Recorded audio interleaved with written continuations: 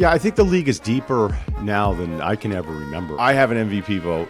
I voted for Jokic. Right. Despite SGA season, which was incredible, it was not hard for me. I don't know how you watch that series and think SGA is better than Jokic. If they go to the finals, he's one of the best 3 or 4 players in Knicks history. If it were to be the Pacers at the end of this thing, it'd be one of the most unlikely rosters to win a championship since I started watching the sport. Hey, man, rigged. I'm sorry. You think it's rigged? Can we get Kevin Gates on the pod, you and I? Yeah. Can we do like a joint pod with Kevin Gates? Brock Purdy, Ben Wallace, undrafted Hall of Famer, huge contract extension. Let's say you could give any historical figure the necessary football acumen.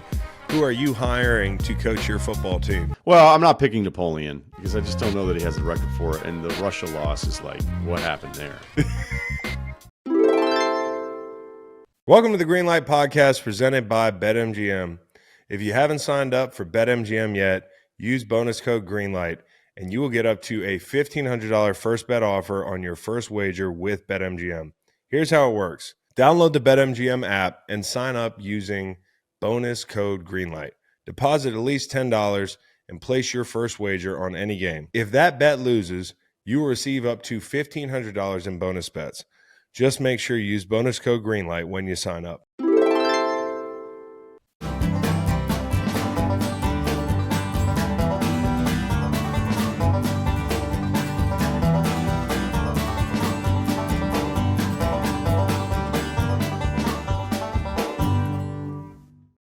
I want to welcome a good friend of the show, Ryen Russillo, on this Monday morning. Ryan, how we doing? I'm great, man. Good to see you, Chris. It's good to see you as well. We should start with basketball, shouldn't we? Because that's the biggest story right now.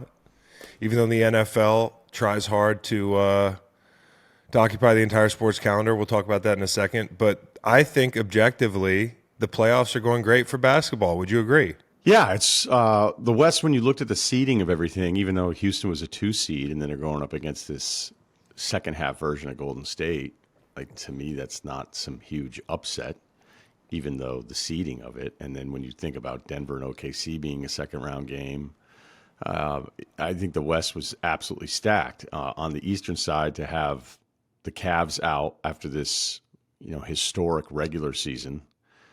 They're going to be one of the only teams with that kind of win total and point differential to not even make it to the conference finals, never mind the NBA finals, because normally those teams are at least contending for a championship.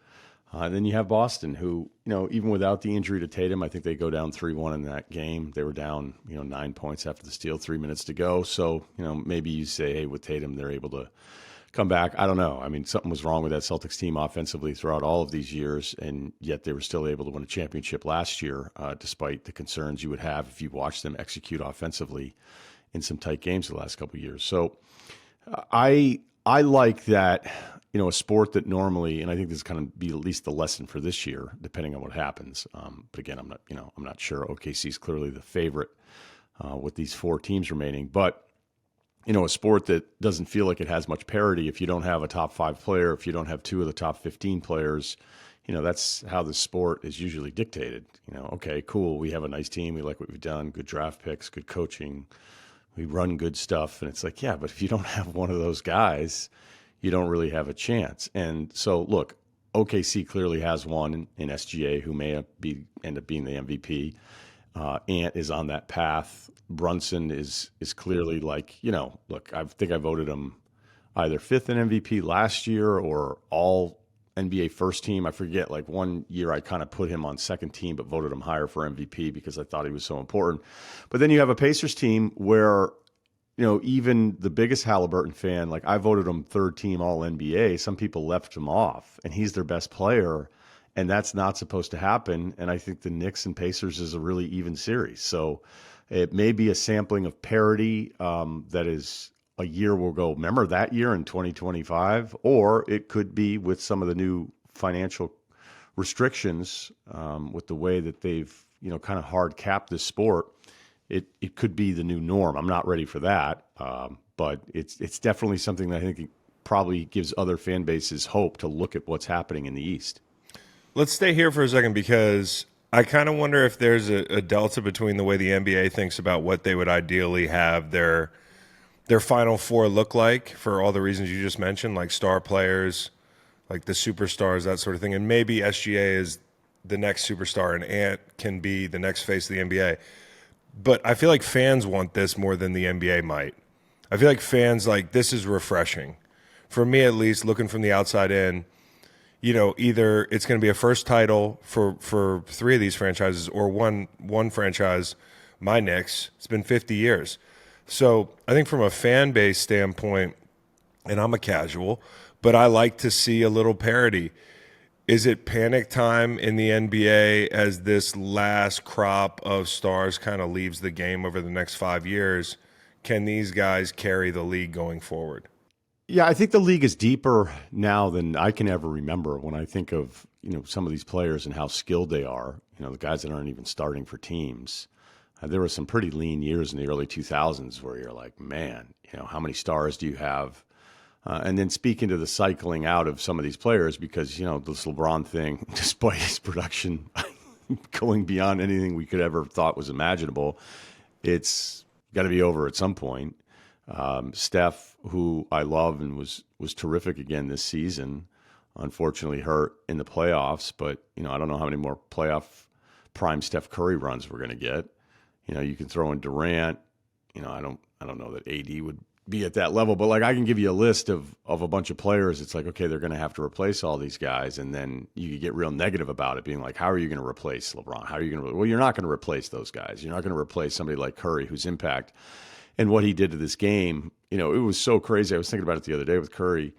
When he first started doing this and just kind of pulling up from anywhere, it was so incredible. Like I was worried it might be like fake for a little bit.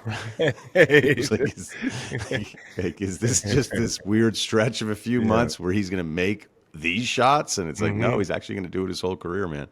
But I remember being just an NBA fan in the post-Jordan concern years where, it just felt like the league was doomed and they were forcing all these storylines. And then it was supposed to be Kobe.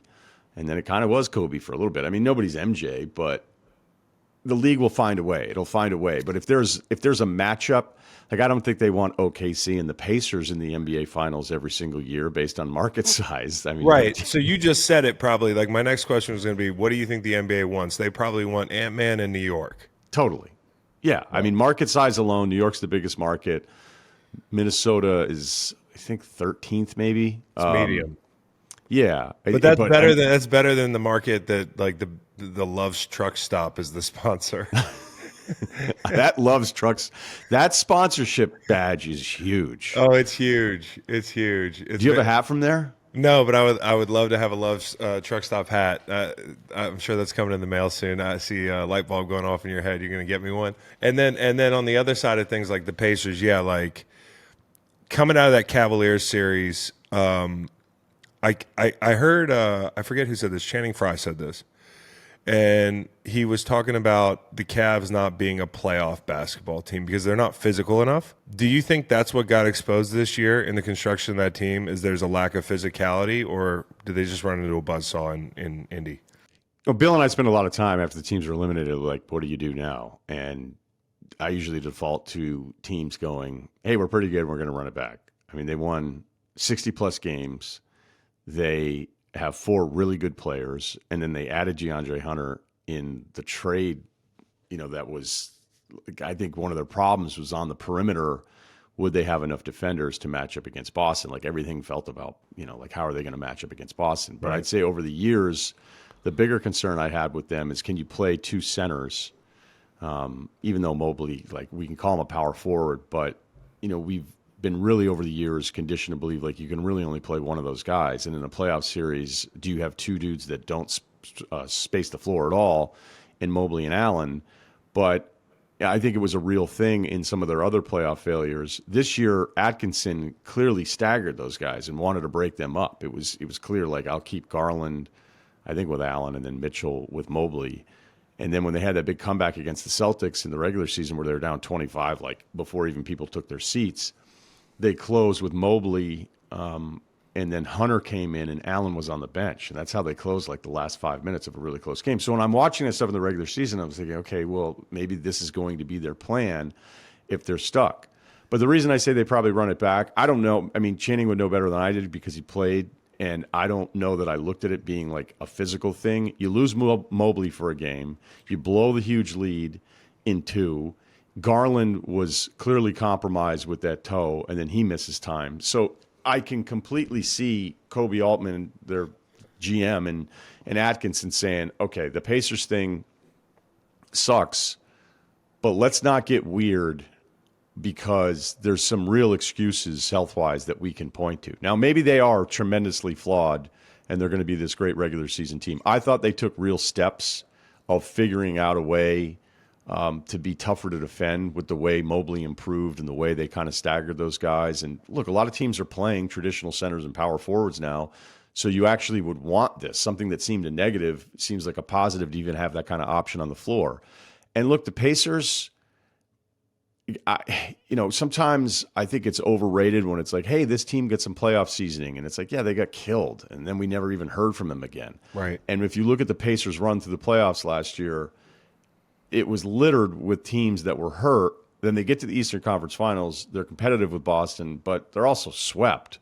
So They're competitive in the games. But when it came to closing time, like you could see the real separation between those two teams. But now that I've had a year to think about it, and now that we've seen the result, and I'm playing the results here a little bit, that run must have meant a ton to that group because it's the exact same group. Matherin's healthy, and all you really need to do is believe in yourself in sports. That's probably the most important thing, and they clearly have more belief because of that run last year. In the West, you're showing up to a game at the Oklahoma City Thunder Arena. You show up to a game. Ryan, are you a take this T-shirt and put it on type of fan? Which year are we talking? Because I'm not wearing it now, but I mean, you're that's not hard. doing the T-shirt thing? Like you show up to an arena, they got the T-shirt laid out, everybody's in a blue T-shirt. Are you a blue T-shirt guy, or you're like, I'm sorry, I'm not putting this on? Am I like from Oklahoma City and I'm not in the media? Yeah, let's say you're from Oklahoma City. Let's say you're going to a Lakers game. Yeah, I'm wearing this shirt. I'm You're wearing the shirt. I'm wearing it out. I just can't see you being the type that's like, yeah, let me put on this blue T-shirt for y'all. No, it's a fair assessment, but me, like this version of me. I mean, I wouldn't do it now because I just go like, look, I don't even wear LSU gear when we go to the LSU games. Cause, that's true. That's true. I don't know. No need. When you're part of the family, you're part of the family. When I went to LSU at Ole Miss a couple years ago, Ole Miss was so incredible to me. And then my guy that was kind of showing me around, and then he's like, we're going to have you kind of stand over here in this little area, and then you're good to go. And then I think he had a bit of a panic like 30 minutes before kickoff. He's like, wait, you're an LSU fan? Yeah, man. I'm like, yeah, you don't follow the show, huh? That's why I'm here. And he was like, do you have like gear on? Like, are you going to wear a shirt? Like, you can't. It's all the athletic people, like boosters from Ole Miss. And like, I was like, dude. And I like unzipped what I had. It was a gray T-shirt. I was like, don't worry. I was like, I'm not going to be like freaking out on third down. I kept it neutral. Right. I kept it neutral. I think if I'm just regular guy, especially if I live in Oklahoma City, to me, the move to show that you're above the shirt, like that's a more hardo move. Yeah, that's a hardo move. I just wanted to make sure that you understood, like, if you lived in OKC, you would put that shirt on. Hey, sometimes being a sheep, you're like, all right, where are we going? Where are we going? You don't want to be the sheep. We're going to the Western Conference Finals, man. We're going to the Western. Is SGA the MVP this year? I haven't been keeping up with your basketball talk. Is this a big bit right now? What's the deal with you and your mentions in Jokic right now this morning? Well, I don't know how you watch that series and think Jokic is the problem. I know people, and I'm convinced that these accounts, whether it's, I saw like an NFL rookie watch account the other day. And I think they're all run by teenagers. And I think whenever I see in your bio featured on ESPN, TNT, I just go, no, you weren't. Like you're not featured on anything. Maybe somebody read a tweet, but it's like the ultimate giveaway that you're probably just taking videos from other people, sniping them. And the thing is we're all dumb enough to keep retweeting your videos. That's what we do. Yeah, I'm like, man, fuck. ML Football's got a really good tweet right now. I could find the original author of the tweet, but I think I'll just retweet this one. Yeah, I mean, I know, look, there's plenty of stuff with boomers that people can be upset about, especially when you're trying to buy a house if you're younger right now. and looking at the appreciation of homes of again, people older than us. Sure. And so you're like, I understand some of this youthful angst, but at the same time, like, how do I expect you to run a country in 20 years? You're just stealing each other's fucking videos left and right. I kind of wonder, if you take the pool of young people we have, how fucked we are. Can you imagine these people like being involved with an HOA? Be like, this is your property line, and then the kid just goes to bed and moves the property line like while everybody's asleep, and then you just go, whatever, dude. Like, it's just like a fucking meme. It's the same thing. It's not real. It's something that you've accepted as a boundary. It's what do they call money? It's a human construct. Yeah, yeah. It's the same thing. Property lines are human constructs. Yeah, you've decided to follow this. Yeah. It's all philosophical. Yeah, that line from Ray in Veep is what are you talking about? The general, like, hey, it's just paper. It's something that we believe. Like, I'm talking not up on Sapiens Veep right now. I'm not up on Veep. Isn't that what you and my dad watched late at night when you came to visit? Or was that what show was that? I'm pretty West sure Wing. we were watching West Wing. Yeah, West Wing. We watched once, and I think there was an episode of Law You and packed Order. a dip with him. Yeah, I had to. Which, by the way, dude, I am done with Zen. Nicotine salts, bad deal. All right, you're on it. Done with Zen. Yeah. Back to the real thing. No, back I was back to texting. our regularly scheduled programming. A wet dip. I was sitting there with your dad, and it was like 3. We had just come back from our little dive bar. You and I, not my dad. No. It was great because we were pretty tame, actually, and we came back, and your parents were still awake because we didn't come back like that late. And then we told them about the fight. Remember the fight between like the Montana State guys or something? Oh yeah, that little dude kicked somebody's ass. Yeah. And the best thing that you noticed about fights and bar fights in Montana is like when it finishes, everybody just goes back to where they were drinking before. I don't even know if anybody was thrown out. Nobody gets thrown out of the bar. People just go back to wherever they were drinking, and it's settled. All right, back to the Thunder series. Caruso on Jokic. Is that as big a deal as people are making it? Was that a wrinkle that, like, how out of left field is that wrinkle? Put it in football terms. It felt like chipping a little bit with what Alex Caruso was doing to him, where you're just trying to impede the progress. Right. It's on my to-do list. I want to go back and watch all of the clips because, I took us on this tangent here. I have an MVP vote. I voted for Jokic. Right. Despite SGA season, which was incredible. It was not hard for me. I don't know how you watch that series. I don't know how you watch that series and think SGA is better than Jokic. And considering how much like comfort you have when you're playing Denver. That's right. And you start cheating more and more off of everybody else, being like, I'm just going to have to. So to me, it was Caruso. And when you're the smaller player, like smalls versus bigs, that is a gap that will never be negotiated at any kind of summit. Small guys get away with murder against big guys. That has always been the case. So if you look at the clips, like if you're anti-Jokic today, you're saying, oh my God, Caruso shut him down. You're like, well, that's not, my guess is I'm going to go back and look at all this stuff. And again, in watching the game, it's like, yeah, Caruso is there to be into him and then front him. So he's making almost like the running back coming out on the wheel route where you're like, can I just get some hands on him and redirect him? Yeah, you want to redirect. Yeah. Right. Mess up the timing. I'm not going to be able to run 20 yards down the field with this guy, but if I can just disrupt what their timing is, then I've done my job. And with Caruso, I think it's more about making Jokic have to fight. Caruso's going to get away with more shit.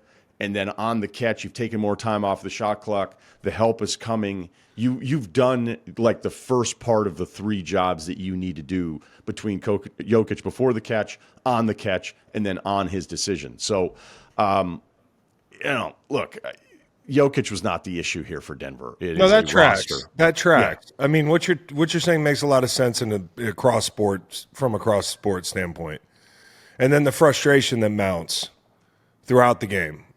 Yeah, look, Jokic could have been better in a couple spots in this series. The turnover stuff with him was Some of it was on him. Some of it's this great Oklahoma City defense. It's been great all season long. One of the things that always stood out to me against them is that if you waited, then you were going to be in trouble. Like when you have the ball, you have to be quick with your decision. And if you wait and you give them time, but it's a lot of the stuff that they were doing with Jokic is they weren't just straight doubling him. They were doubling him once he had decided to move, usually, which is a recipe because he's such a great passer. But the problem is when you look at what happened specifically in Game 7, you look through the others, right? The other guys that are supposed to be making shots, and it's just brick city from everybody. So I know that the NBA playoffs, the part that I hate, it turns into just whatever players we think are really special. The chances are all of them are going to be eliminated except for like one or two. Right. And so you get to take, if you don't like that special player, especially somebody like Jokic that so many of us in the media just adore, you're likely going to have your moment to be able to shit on him once he's eliminated because they're all going to get eliminated. Right. It's like quarterbacks in the NFL. Same thing. Orlovsky. Okay, so anyways. What's the Orlovsky joke? I'm not the kidding. joke is he had an MVP vote, and he voted for Josh Allen, which I didn't think was indefensible, but a lot of people did. They thought that it was very clearly Lamar's year. Lamar had better numbers than in years past and still didn't win the MVP. I'm not going to go back and analyze that race because I think it's just it's a beehive, and it's one that I don't want to turn over. Okay. But one thing I wanted to talk about was now that we've got the Final Four set, I think it'd be interesting for you to make a case for why each of the respective teams winning would be good for the NBA. OKC is the third smallest market, 26 out of 28. And this is a masterclass in roster construction. And, look, they completely lucked out with the SGA trade because they could just name their price. Like whatever you're allowed to give us is what we're going to ask for because the Clippers, by getting Paul George, guaranteed them Kawhi. So however you want to revisit that trade and go, man, Oklahoma City got, they absolutely destroyed the Clippers on that deal. Well, at that time, there's no front office that's sitting there with ownership being like, hey, if we do this deal, we get Paul George again. So it guarantees us Paul George and Kawhi in an offseason during their primes. And you do that. You do it every single time you have a chance to do it. So none of this works without the SGA piece and him becoming this kind of player. But, what was so frustrating when OKC was losing some of these games against Denver, because, Denver on paper was like not great defensively. They fired their coach. Clearly they had issues. We knew they have depth issues, and all of those things showed up again in Game 7. But, I just think the world of Sam Presti, the guy that's doing this with Oklahoma City and stockpiling all these assets and drafting a team that he wanted to be really complementary of each other, like very specific set of skills that you have to have. You have to make decisions with the ball in your hands. You can't be like completely one-dimensional offensively. You have to be able to switch and defend multiple positions and all this kind of stuff. So, it's easy to say, hey, this is the blueprint, right? Like I've heard like the blueprint is, have a great shooting backcourt like Golden State. It's like, okay, you have to find the greatest shooting backcourt of all time. Of all time. Like, yeah, go ahead. Good luck. Enjoy your summer. So it's easy to say that now other teams would emulate what OKC. I'm sure plenty of teams would like to try it, but I've just thought Presti, he needs the ring. He needs the ring to then be allowed to be talked about as I think the greatest roster builder that you have in the NBA right now. On the other side, with Minnesota, this Ant coronation would be unhinged in the best possible way. Yeah. This guy's he's doing stuff that you could really criticize in his personal life, which I don't necessarily love doing all that much. But he was taking free throws and laughing while the crowd was chanting child support. He was laughing. And then removing that part of the negativity and focusing on the positive part of it, he is the most fun thing to watch in the league. Like when he had that third quarter against Golden State and it's just on, other than a Curry game, it's my favorite thing to watch. And to see him getting all of this attention, if he were to get to an NBA Finals and then to win this whole thing and the whirlwind of like, what can this guy do? And like, he's just going to be bumped up even if he's the exact same player. You obviously haven't watched Josh Hart a lot. I have watched a lot of Josh Hart. He's really fun, dude. The Knicks are fun. Yeah, but I agree. I mean, this guy's the guy they want to be the face of the NBA. And, last year was disappointing. Now, if he can pull this thing off, it'll be interesting to see how they juice this market. Well, I think the cool thing about the NBA is that this might be the most NFL part of what it is that you can be in a smaller market. And look, it's not like Minnesota's like OKC here, but market size, because it's such a national product, certainly more national than baseball is. Baseball feels like it's going more in the regional direction than national direction. But you don't have to be in New York, LA, Chicago, Miami to be the face of this league. Can't be in Dallas, can you? You can be if you were Dirk. Hey, man, rigged. I'm sorry, rigged. You think it's rigged? Oh, I listen. So you're in on the Lakers part of it. Bump the Lakers, but we'll do this, and everybody's going to hate you for the rest of your life. Yeah, like right. The funniest thing about Nico Harrison and his outlook is even if this works out, everybody's just going to be like, "Well, the NBA did it. It wasn't even you." Well, it would be more probabilities than it would have been Nico if people didn't believe in the conspiracy. Here's what I would ask: is that conspiracy theorists love the examples that could potentially prove the conspiracy while consistently ignoring all of the other data and no question. Usually way more data that would tell you, why did Tim Duncan end up in San Antonio?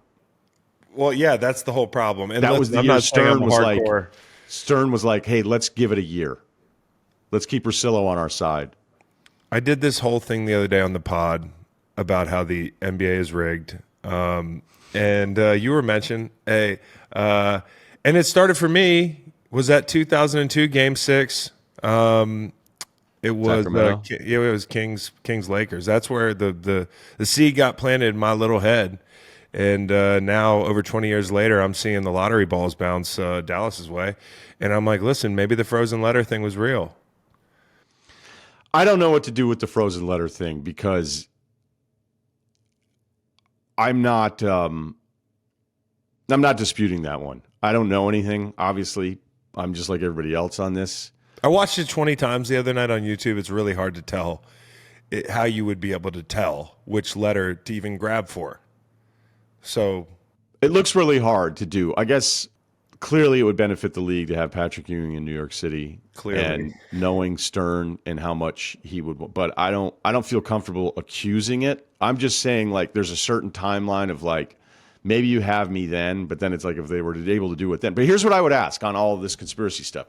Do you know how many people would have to be involved in the train of conversation to go, okay, Luka, we're sending him to LA, and that's why you're only going to talk with them, and that's what we'll say after the fact. You didn't talk to any of the other teams, and that's why they're all going to be surprised and realize he wasn't on the market because this whole thing's fixed. All right, so let's just play it out.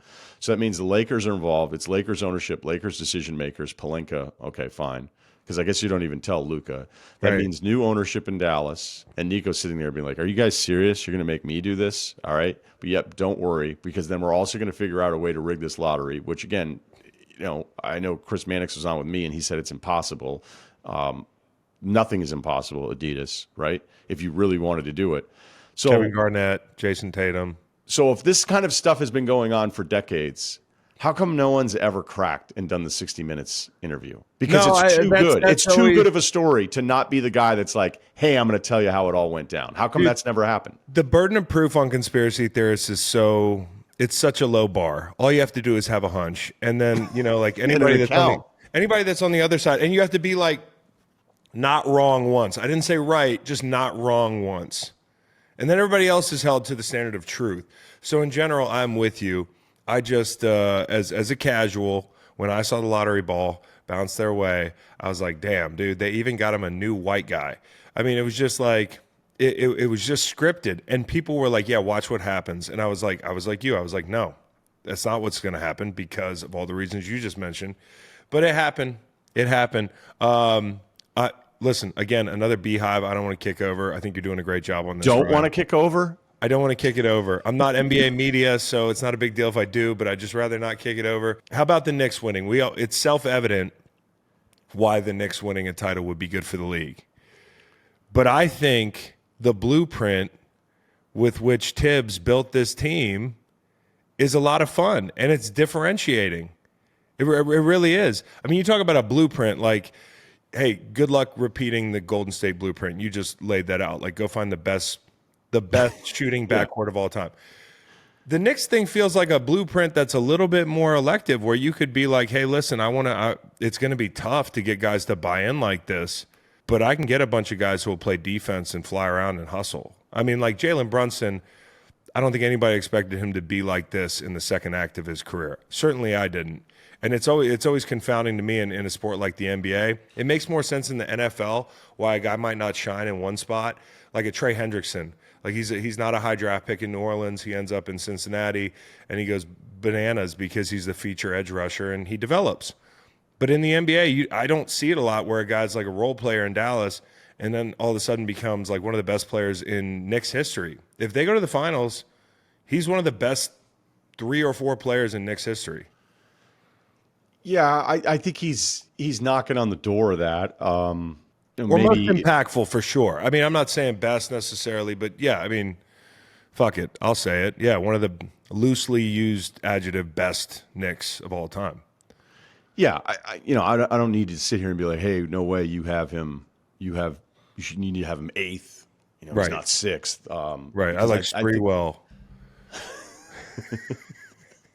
With Chris Childs. He got him to the finals against the fucking Spurs. Wasn't the lockout year? Yeah, it was. It was. You want to talk about worst. weird seeding That years? was the worst. And then the Knicks getting that far, and then there was their own health issues with that team anyway. But nobody really. So anyway, suck the Knicks off real quick is what I meant to say in that big long run-on question. Here's what I think it is. The next time, and this is for the parents. The next time your kid's asking you for something, right? And he's just dead set on it. You're like, you know what? Sometimes when you don't get what you really think you want, it's the best thing for you. Yeah. Look at the Knicks with Durant and Kyrie. Yep. Yep. So I you think mean that's... that? You mean that? I can tell you're kind of being funny, but like you kind of mean it maybe?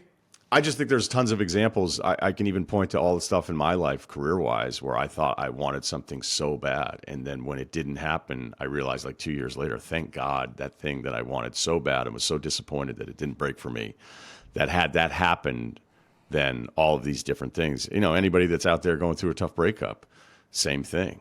You know what I mean? 5 years later, you're looking at your kid in the backyard going, that guy wouldn't even exist if I had stayed with her and put up with her shit. Yeah, and she was in a Mein Kampf. Yeah, I've read it twice. No, it's from Succession. Okay. When he sits down with Ravenhead to Not bet him. everybody's seen Succession, so I want to make sure. No, I know. He's like, have you read Mein Kampf? He goes, yeah, I've read it twice. He's like, twice. I hope people get the Kyrie joke as well. Anyways, continue. That wasn't even what I was going with. I'm just telling you that, like, you have these plans as an organization, and if you're banking on cap space, you're likely going to be really disappointed. And for years and years, I completely overrated cap space because you're just not in control. You're not in control of anything, and you're better off making trades. And the Brunson thing hit at a level that's almost not repeatable because you're right. I mean, second round pick, nice little role player with Dallas.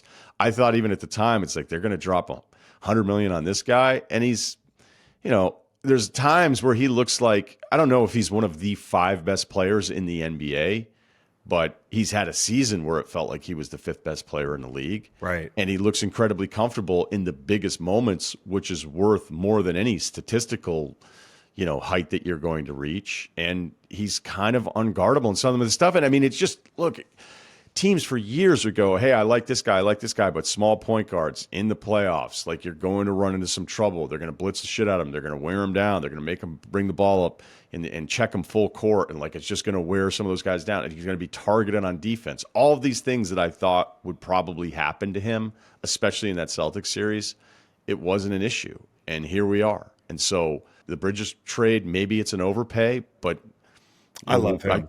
They'll worry about it later. And like, I love what Bridges has done in this series too, Chris, because those moments in the fourth quarter where he's just cooking on his own, and you need that so bad. Hey, we got to sit our top 2 scoring options down. Do we have a third guy that we can trust with the ball in his hands?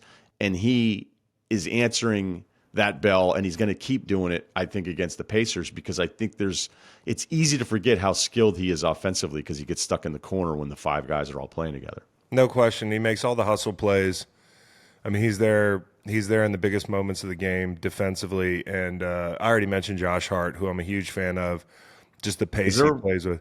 Relationship there? Are you getting him on the pod? No, not at all. I'm a Knicks fan who likes the role players. And even Mitchell Robinson, who I thought airballing that free throw was one of the most humanizing things I've ever seen in sports. It went under the net. I've never seen that angle of an air ball before. Like Reggie Miller goes, "Hey, it happens though." I was like, "That doesn't happen." No, it was like a line drive. It tickled the bottom of the net, and then you watch his open gym stuff on like Instagram. There was a page where he was just running an open gym with like regular people, and he looked like a 7-foot guard. It's just amazing. It puts into perspective how great these guys are. I just wanted to say that. And then lastly, we've got the Pacers.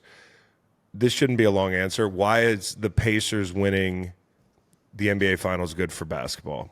Sorry, I know I'm long-winded. It's kind of a long answer because if the Pacers were to win the whole thing, all right, this is to the original point that we talked about with the parity, even though, look, SGA might be the MVP here, so it's not like OKC's running out there without a top 5 guy.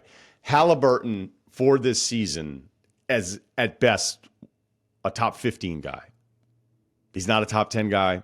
I mean, look, if the Pacers win the whole thing, then he gets bumped up to top 10, same way Booker got bumped up, and, like all sorts of crazy shit starts being thrown out there. But in my lifetime, I cannot think of a team that won a title without somebody that we considered, at least top 10, okay? At least top 10. Like even the Celtics, I remember I got in a bunch of shit in Boston because I was like, Pierce isn't a top 5 player, right? And if people go back and think about it, they're like, what are you, nuts? I'm like, at that time, I didn't think Pierce was a top 5 player in the NBA. He was 3rd team, I think, all NBA in 2008.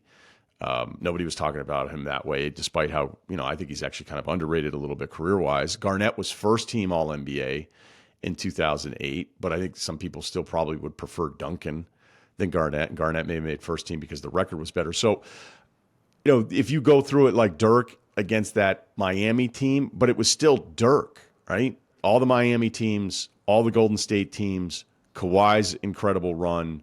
You still have LeBron in 20. You've got Giannis in 21. 22, you still have Steph. Denver has Jokic, the best in the world. 24, Tatum's 5th in MVP voting, I think, or at least all NBA first team, right? So, like, there are these neighborhoods, these players, and I can just keep going on. And maybe you would argue Detroit, maybe it's a little bit like Detroit in 2004, but I still felt like Billups, the way I looked at him, maybe that is a good parallel with Halliburton, and I'm not being able to rattle how are we talking about every one of the top players. But this is not supposed to happen in this sport. And so if it were to be the Pacers at the end of this thing, it'd be one of the most unlikely rosters to win a championship since I started watching the sport. Enough said. Now, who do you think's going to win it? It's OKC's. But I do think the odds when they came out, it was OKC minus 375. I didn't think it would be that. Minnesota on the other side plus 300. That is really disrespectful of Minnesota.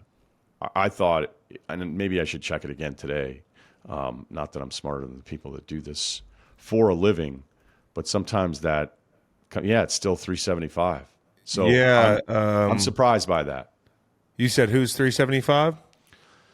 OKC's minus 375 in the series against Minnesota. I was surprised because I do think they're going to match up better with OKC than that number would tell you. But OKC was just such a train all season long. And it's why when you looked at the odds too, the math that goes into building out these numbers, like they had a hard time quitting Boston. Right. Boston was still favored by 4.5 points in Game 5, and they were right about that one. Game 6 was pretty even, and it was a humiliating ass-kicking. Oh, I bet the Knicks 7 ways Game 6. It was incredible. It was awesome. What was it, 1.5? Can't fool me. I forget what it was. I just took them. Money line? Money. Well, I took them spread, and I took them money line parlay with the under. All right. So little transition into football here briefly. Right. The NFL schedule release has become, and listen, I did a whole pod last week on the NFC schedule release, and I was supposed to do an AFC schedule release today. I gotta bookmark that. I'm just going to tell you, I'm not going to fucking do it. I am so tired of talking about the schedule release because we have the games and the matchups well in advance, and we're doing this thing collectively as the media where we got to turn this thing into a week of content. I can't do it anymore. It's been 3-4 days. I'm over it. But the NFL sees a lot of value in teasing the schedule release and then releasing the schedule like this. We are trying to take over the calendar. We took over Christmas. That's not even trash talk. It's just reality. If you were the commissioner of the NBA and you were expansion-minded, how would you better utilize the calendar to be more competitive with the NFL, or would you just say uncle and let them have what they want? I hate the schedule release content, but I totally get it. So Thank you. It's just pointless. I mean, at least with college, you have some of the out-of-conference stuff, and you're trying to figure out, like, is this team going to skate through and be in the playoffs at 10-2 and not play anybody or not beat anybody? I went through every division, and really most of what I got was complaining about, well, you didn't spend enough time on my team. I'm like, well, you could look at the magnet on your refrigerator and tell me who they play because we all have the same amount of information. I get why they do it, and then when you have your broadcast partners with platforms, like it all makes sense. And there are times where you're kind of desperate for NFL content. I mean, doing the radio show back in the day, I mean, the rule was like, do you want a great basketball segment or a good NFL segment? And it was like a good NFL segment. Good, solid. Yeah, man, look, I mean, the Christmas thing, it doesn't bum me out that the NFL went for Christmas. The messaging always bums me out. I just hate how insulting it is to all of us. And it's not even an NFL thing. It's just kind of in general. We seem to be way better about being told something isn't what we know that it is if we just label it a little different. So it's like, hey, we're not impeding on the NBA on Christmas. We are offering families a chance to unwind. It doesn't even make sense. Yeah, it was like, hey, you know, football is family. And you remember like the NFL was taking a ton of hits PR-wise years ago, and then it was like football is family. And then the whole ad was like, we banged during the NFC wild card. Look at this guy. Yes. Remember how weird that ad was? Yeah, it's super weird. Yeah, so it was like football is family, and then it's like, no, we know what you're doing. It's like, fuck Thursday night football for college. The old Aaron Brooks stuff, man. You know, that was my guy. Virginia lived on Thursday nights. We lived on Thursday nights with Aaron Brooks? Maybe I just lost just a bet the feeling on Aaron you Brooks. had. Yeah, whatever it was when I was in college, I just felt like, man, Virginia's on again. And you could go back and be like, they played one time. No, but it's all good. It's a feeling. It felt like it was. I used to love Thursday night for college football because it was always like a pretty good game. And then it's like, not anymore. Right? Yeah. And, you know, everybody, if you go back and look at, like, the law that was passed, I think in the 60s to prevent the NFL from impeding on Friday night football for high school and then Saturdays, they're going to figure out a way to just be like, hey, fuck everybody. Yeah. We're doing this. And I would have more respect if that was their messaging. That. Yeah. And that was the messaging out of this podcast the other day. It was like, hey, we are eating all your food. Like, we'll have whatever food we want. We want Christmas. We'll take Christmas. Yeah, you guys are super global game. We got it. But here in the United States, we'll have Christmas. Oh, college football playoff. You got this big, shiny new playoff. You want to put a couple games on Saturday. We'll take that too. Like, the NFL is just it's a big apex predator. And to your point, just come out and say it. Like, we're a monopoly. We run this shit. We run this shit. I mean, every other sport is talking about shortening their season, and they're like, how can we do? Yeah, and, you know, what if they took Maction? I think eventually they're going to take Maction, and I don't think this is be so fucking mad. I don't think this is crazy at all, and it gets. I mean, this is one of those like counting out your tips, stacking your singles. Me 25 years ago with Coors Light after a tough shift, going. hey, what do you think? And I was like, I think the NFL at some point will try to find a way to be on every night. Mm-hmm. Why wouldn't they? Because it works. I mean, they can have. Was it the Colts in Denver a bunch of Thursdays ago? Oh, it was the worst a couple game years ever. Right. It was the worst. It was one of the worst games I've ever seen, and I love those games. It was like 9-6. It's an unbelievable product because that was unfucking watchable. It was awful. Except for that it was like you couldn't turn away. You know what? I did.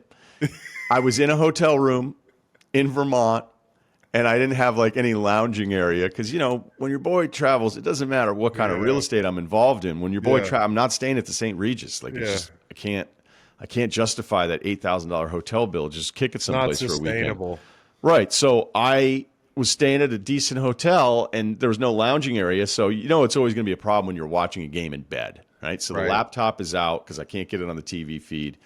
And I was sitting there, and I was so mad. And then I was even madder because I was going on Twitter, and people were talking about how great it was. It was like, this isn't great. Like, this is the greatest commercial, like, marketing trick of all time, is that people can watch this crap for 3.5 hours. That game was so terrible.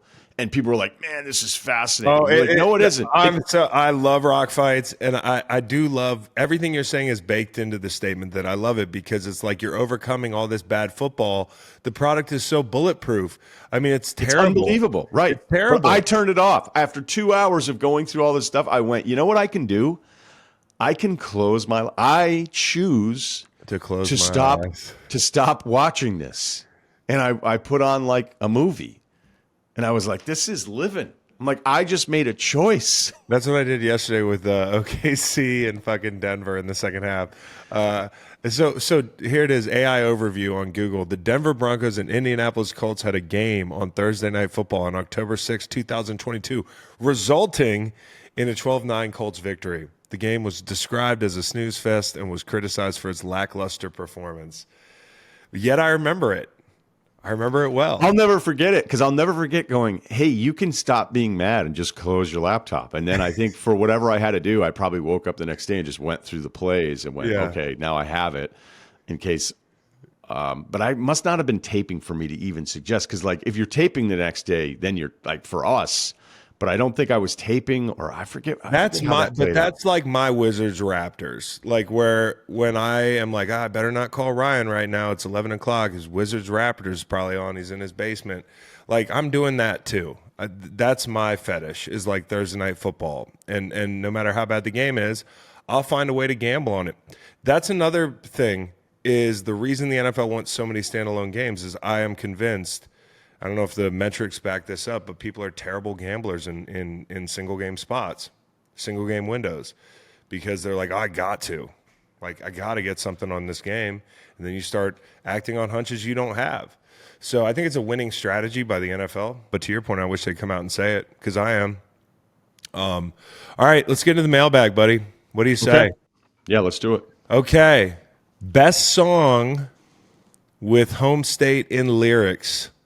That's from Waylon T. Dog on Instagram. Now, slim pickings for you, buddy. Not many people talking about Massachusetts in songs. Hard to rhyme with that word. It's not exactly a romantic concept. Take it away. Ed OG and the Bulldogs. I'm from the berry, but not the fruit, y'all. Roxbury. No, that's not the state. But okay. Like I said, man, are you kidding? Like, I had to actually research this, and then I was research it. Well, I was trying to maybe mess with you a little bit on it, but I love Ed OG and the Bulldogs. I even bought the CD back in the day. Is there anything better than Sweet Home Alabama? As a song? Yeah. It's not even their best song. Yeah, but with a state. Sweet Virginia by the Rolling Stones. I feel like I'm stoned out just from movies. I mean, I feel like Hotel California. I never liked the Eagles. Yeah, I don't love the Eagles, but I like the Eagles. Never got into it. Okay. Give me a couple bands that you're not into that everybody loves. Mumford and Sons. Stab Me in the Temple.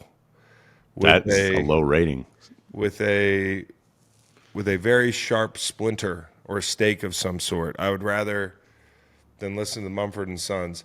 Who else? Name some bands people like these days. You like the Talking Heads, right? I love the Talking Heads. All right. I love the Talking Heads, and I just wanted to make sure. Because there's some people that don't like, and you just go, hey, you don't like them? Okay, fine. Like, I don't want That's cool. I'm not even going to ask you why. I know you want me to ask you why. I'm not gonna, like, I really wanted you to ask me why I don't like Mumford and Sons. Sometimes I think about if I could just time travel anywhere. And again, I don't know if I shared this with you. And for aspiring time travelers out there, I remember in a chemistry class, I think I was a junior in high school, and one of the guys was like to the professor, we called them teachers in high school, and he said, if time travel were possible, wouldn't we already know? Because somebody would have. Well, somebody would know.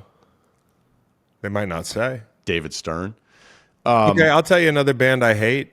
Well, I don't hate. I don't. Okay, let me say. And Cowboy Reed's about to get super mad behind here. He knows this. I'm not really into Jason Isbell. Everybody loves Jason Isbell. People are always like, "Oh, you like Sturgill? Have you tried Jason Isbell? Oh, you like, Chris Stapleton? Have you tried a totally different kind of artist, Jason Isbell?" That's like saying, do you like Tyler Childers? Check out Jelly Roll. Right, exactly. That's the type of shit people are on when they tell me, "Oh, have you tried Isbell?" I'm like, "Yeah, I respect Jason Isbell. I like Drive-By Truckers.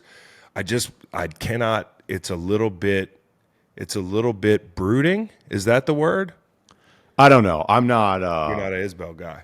Well, I don't know it. I don't know it one way or the other. My country is pretty limited, and I think missing Sturgill when he came through L.A. and not seeing him do Allman Brothers covers is going to haunt me for a long time. Oh, fuck. I know. He's really doing the damn thing out on tour right now. Somebody sends me something every couple of days.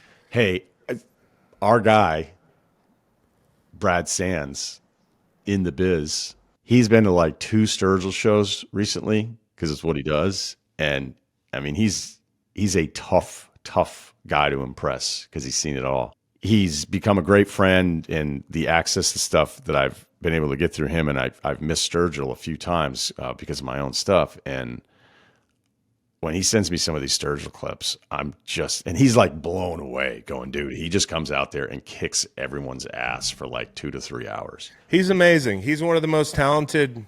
If he were an athlete, he'd be one of the most talented players of all time. Is he Ant? I don't right know. now? I don't About know who to take he over? is. I don't know who he is. Oh, that reminds me. This is a mailbag from Chris. Mailbag from Chris. If the remaining NBA teams were musical acts, who would they be?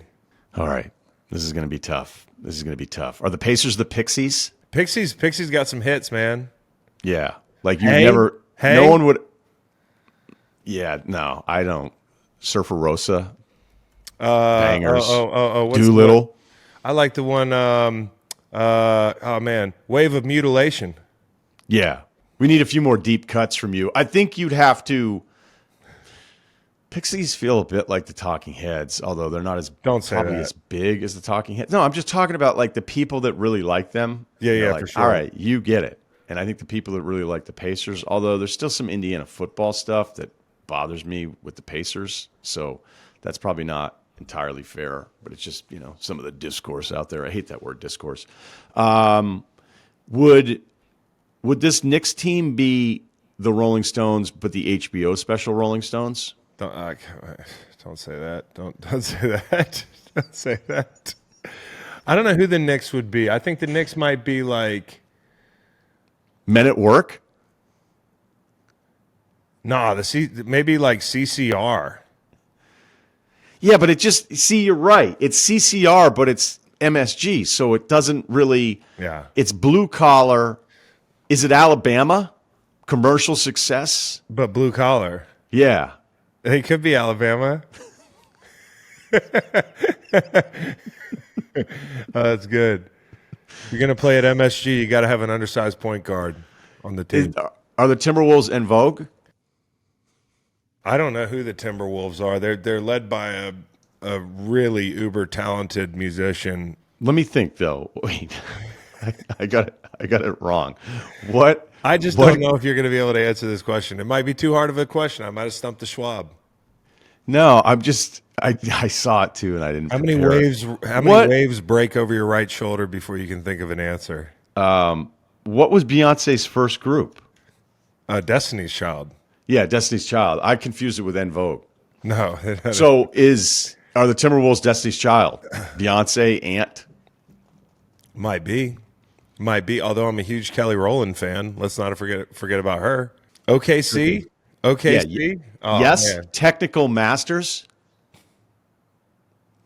not familiar. Harmonizing. Harmonizing. Who would they be? You know, earlier you said they were complimentary. I would agree. Take Six, a cappella group. Pretty big in the early 90s. Oh man, Hanson. No. Did you ever see that comedian that was like, imagine trying out for that group knowing you never had a chance? Why do they have to be a cappella? Oh yeah. Imagine trying out for Hanson. That's I hope everybody realizes whoever the comedian is. I forget who said it, but it was just such a clever, nice little opener. Do you ever think about if you had to do stand up, what your first line would be? Oh, I have a whole thing written out. Wait, you have 5? You got a type 5? Is it 10? I got type 15. Should we do that? The next Montana challenge, we have to go to an open mic. I think I'm ready. I think I'm ready. I got a couple friends who are comedians, and they have been. I think it's a thing they like to do to gas people up to like do it, right? Like just so that My experience has been they despise anyone thinking they can do it. Oh well, I've been talked to about a couple guys about maybe doing a little set. Big guys? Yeah, big enough. Gillis post the Alabama hang? No, man, Gillis doesn't hit me up. I'm not in that realm of celebrity. You know, I don't think I'm in that. I don't think I'm in that echelon.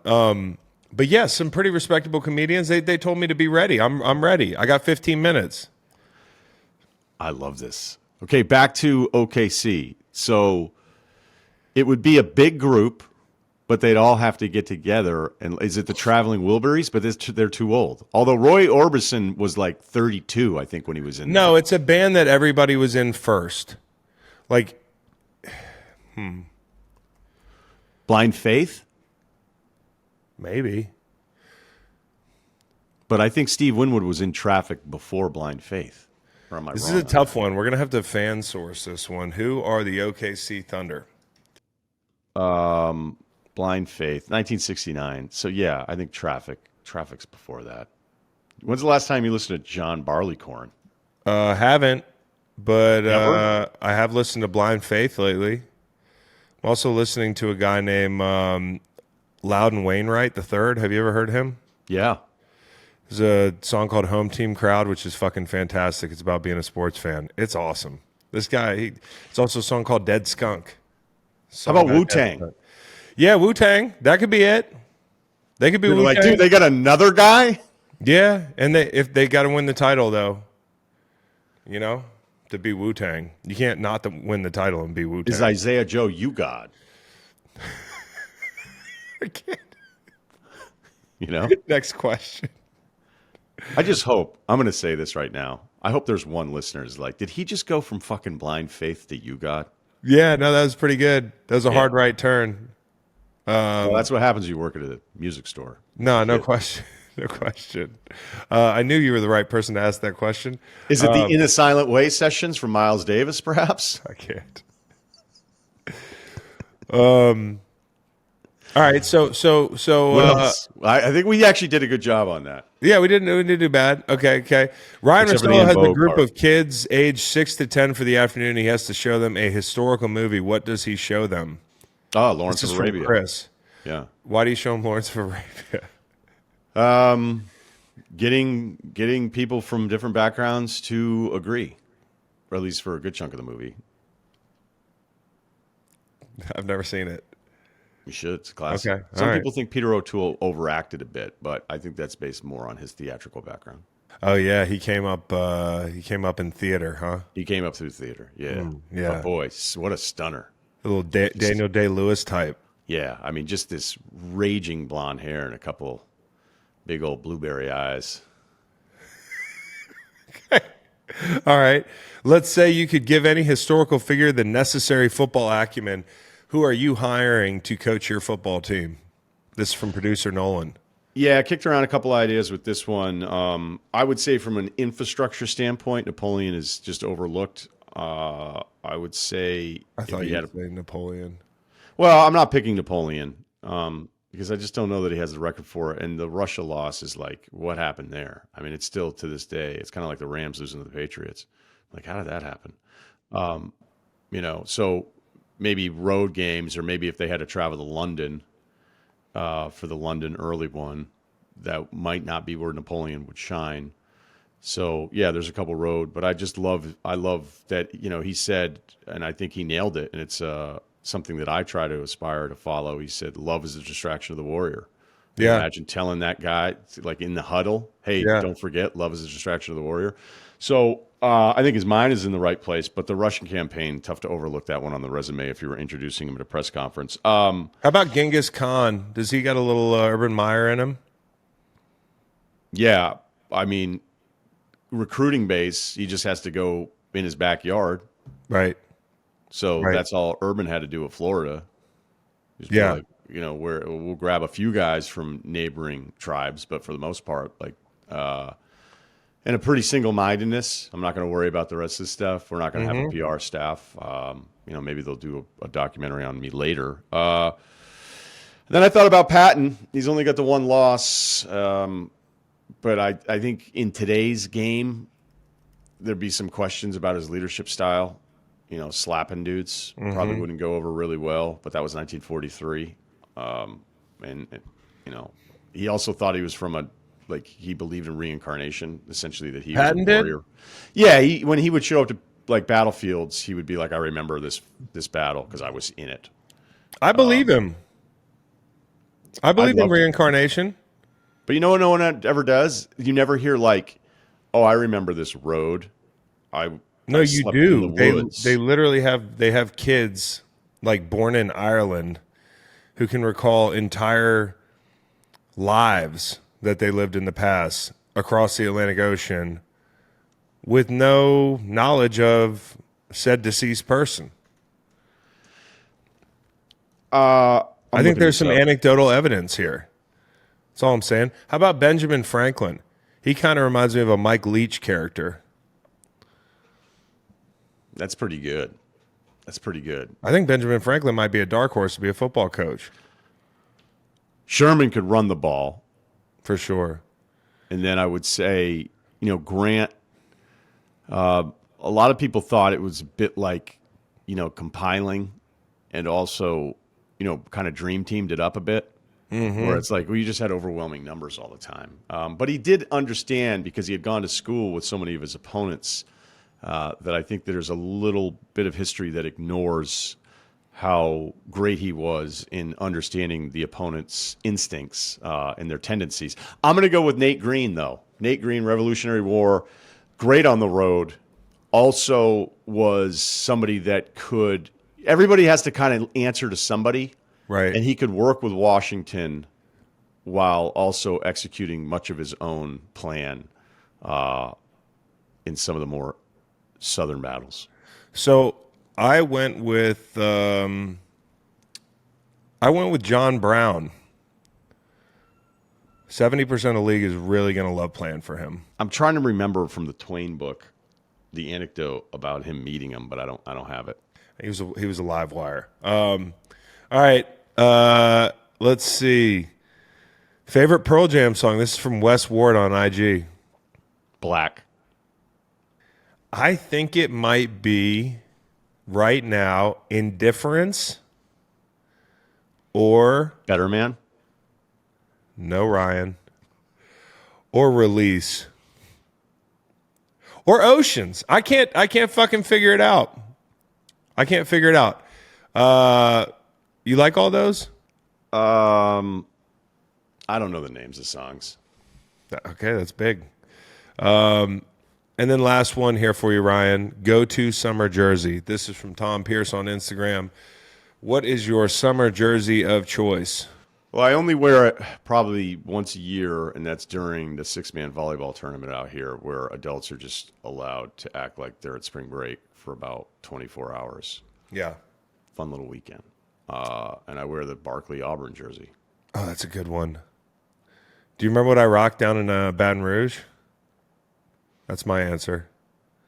Was it Pistol? It was Pistol Pete. Yeah.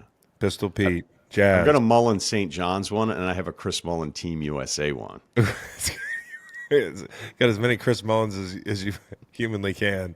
I have more Chris Mullen jerseys than Dependents. Yeah, you do. That's right. God bless you. Last question for you, Ryan. This is a bit of a life advise on the way out the door. Is a segment we do called Life Advise.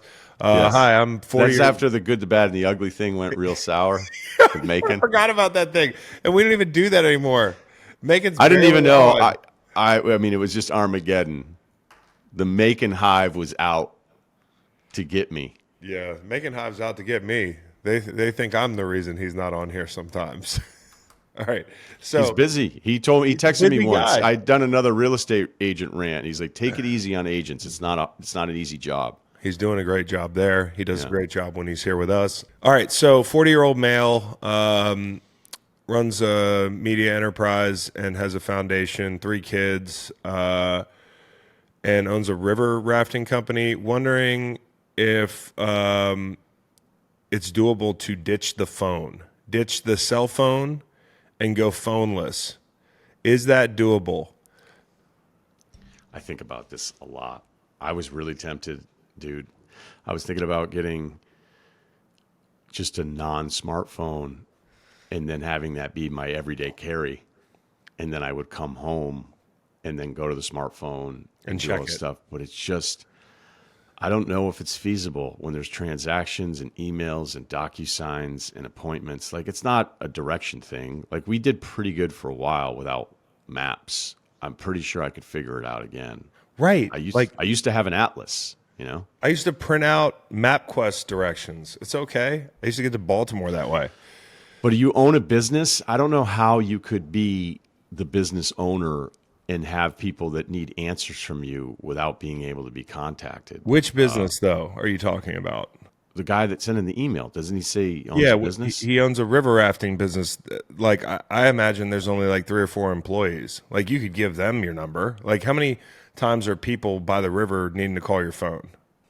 Right, but you know, when it's your business and if something's going wrong, That's why you have a phone. can you handle what? So he's talking about no phone This or guy's, just back? this guy's talking about getting rid of his phone as he knows it, right? Getting some sort of a bat phone that's got like 10 contacts and a SIM card. Like, let's keep it real lean and mean here. And then having an email, redirecting the people that would usually text him to an email. Check the email once a day. Listen, He already wants to be. Look, if he owns a river deal, then he's already kind of mentally up there. He's like, I checked think out. No, but I mean it in a good way. Like, he's decided, I'm going to be my own boss. I want to be outside. I want to have people share an experience that clearly is a passion of his, that he's so into it, right? You love a river. well, yeah, I can imagine why this guy would too. I'm going to be on a river today in about 2 hours. I think he could do it. I personally, if I did not have the job that I had, if I was just, I don't know, I'm trying to think. Maybe I run a charter business out of St. Bart's. Yeah, how many people are you really depending on to do what you're doing? I mean, like, you're a one-man band. You could do it. Yeah, but they need answers from me pretty consistently on guests. And look, on the writing stuff that I'm doing too, there's usually like once a week, there's a rewrite request for something. Well, let me ask So- you this. What happens to your friends? Like, not your true close friends, because they probably, I don't know, we figure something out for that. But like the acquaintance types. The, hey, checking in, hadn't talked to you in a while text. Love to catch up. Like, those people have got to understand now that the way to get a hold of you is email. You think they'll just say, well, fuck it, I quit. If I don't have access to the cell phone, I'm not going to use the email. I actually did get a new number too, and I'm trying to I'm trying, and it went like a couple days where I told my staff, I'm like, hey, this is the number that I'm going to start using. I'm going to keep the other one active, and then I'll just sift through it. And then I can't. I tried, because, the biggest thing was the gym. Like, I didn't put any apps on it. I just have Spotify. I've got my account linked to it. Yeah, and then I'm at the gym, and I have no choice. Like, no one can call me. No one can text me. There's nothing else to distract me if it's heavy day and it's 2.5 minutes in between sets as opposed to my normal 60 to 90 seconds. I think this thing's got legs. Whoever sent this question in, I think you should do it. I think you should just want him to throw do that it. motherfucker in the river. I don't like the other day though, I was trying to get a reservation at a restaurant. If I didn't have my phone, how am I getting that reservation? A landline, bro. I have a landline. I got a landline put in. Okay. That person has a landline. That person put in a landline. So landline, email, trap phone, you kind of manage it. Listen, this person told me they get 60 to 80 text messages. Kevin Gates, I got 2 phones. Kevin Gates is a fucking genius. I love Kevin Gates. Can we get Kevin Gates on the pod, you and I? Yeah. Can we do a joint pod with Kevin Gates? Yeah, I'm telling you right now, I'm back on it again. Yeah. And I'm like, I didn't respect this song enough. I didn't respect this song enough. The messaging in this one is hitting me now in a way that I didn't understand. It's like watching Sideways 20 years later. Yeah. We should do a little series where you and I just we interview guests that only we would care about. We interview Kevin Gates and many more. One for the plug and one for the load. Yep, exactly, dude. You got to have – you can't have one – you can't – your phone can't – one phone is not going to be able to handle the plug and the load. That's why he has 2, dude. Anyways, Ryen Russillo, everybody. Thank you so much for your time. Brock Purdy, Ben Wallace, undrafted Hall of Famer, huge contract extension. Is that your answer to that question? Yeah. Okay. But was Ben Wallace elite? He was elite in what he did. It's not as cut and dry in the NFL. Well, it can't be Jokic. Jokic is the most improbable NBA, like where he was drafted. I mean, Connie Hawkins got hosed, so there's no, but like Jokic is one of the best players of all time. Like Jokic, right? Purdy's not that. Jalen Brunson, but I don't even know that Purdy's Jalen Brunson. I'm saying that as big compliment to Jalen Brunson. I don't think Purdy's even Jalen Brunson. But if you were going to say like a 7th rounder is kind of like the 2nd rounder in the NBA, right? But he was one of the first picks in the 2nd round. 2nd round NBA players. Hold on, they'll play us off here as we try to figure this out. Is he Chris Middleton? No, I think he's better than Chris Middleton. Middleton had a really nice run and was pretty good, has the ring and everything, but it's hard to compare somebody who, well, I don't know. I mean, Wallace Chris Middleton, like all-star, NBA champion, probably a benefactor of who he played with, right? Like most people that play with Giannis. And same thing for Purdy. I mean, it's been a loaded roster. Jury's still out on whether he can carry a team. I think the offense probably has to change a little bit. Maybe not the centerpiece, but definitely a guy who deserves the bag, right? And that was Brock Purdy. Yeah, we got it in there. Put that in the title. Breaking down Brock Purdy's new deal. Brock Purdy is Ben Wallace. Or is he? So it's like a tease. Take care, Rye. Thanks, Chris.